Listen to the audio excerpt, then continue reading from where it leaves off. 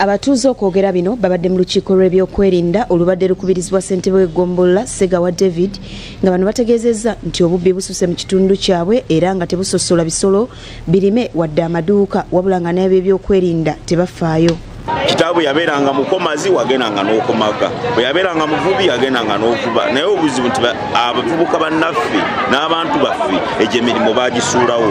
Nti obubbi bweyongedde era buli mu baana baffe ate betusibudde olw'ensonga mu bwesa wano bamenye ennyumba ezisukkamu ne bagenda amasola waggulu ne bagawanula ne bajja ne bamenya oba oli mu nnimiro ogenda okudde waka nga TV biki byonna buliri babyanudde. Obubbi obutuleetedde ekikolwa kibi nnyo mu kitundu kyaffe.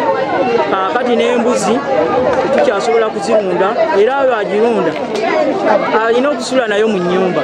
Ssejjirinya Maulisio ssentebe w'ekyalo Bwessa agamba nti obubbi bweyongedde nnyo nga buwaliriza n'abatuuze okuleeta embwa ya poliisi okuwenja ababbi kyokka ekyennaku ate abakwatibwa embwa ku poliisi tebawangaalayo ekyeraliikiriza abatuuze. Tugenda ne tugibira abantu okukwata embwa likwate ejja ekwata omubbi kyokka ate wayita ennaku ate omulaba abantu bafiirwa ssente zaabwe emitwalo 2 ge batusaba ku mbwa.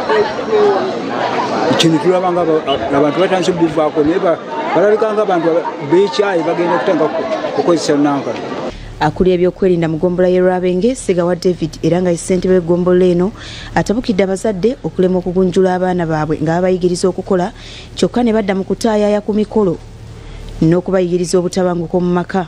Twabasanga wano muzannya zzaala abaana bammwe bazannya ebyuma muteekamu ebinusu naye nga tekirina kye kibawo okujjako obuyimba ate abaana ne babba enkoko.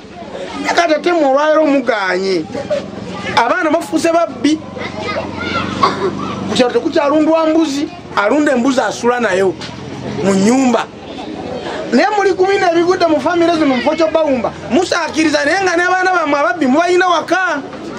Aduumira poliisi y'e Lwabenge Kalikwera Otto alabudde abavubuka abatandise okusasamaza ekyalo n'ekigendererwa eky'okubabba n'ategeeza nti gwe banaakwatako gwakukajjuutuka.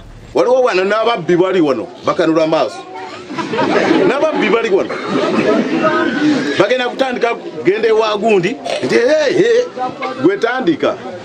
gwetandika nga tebikukwatako oyingira mu bitakukwatako ng'oyegalako bba ekiro abantu bali waabwe muli awo muli muwalaji mwogera ebintu ebitaliyo.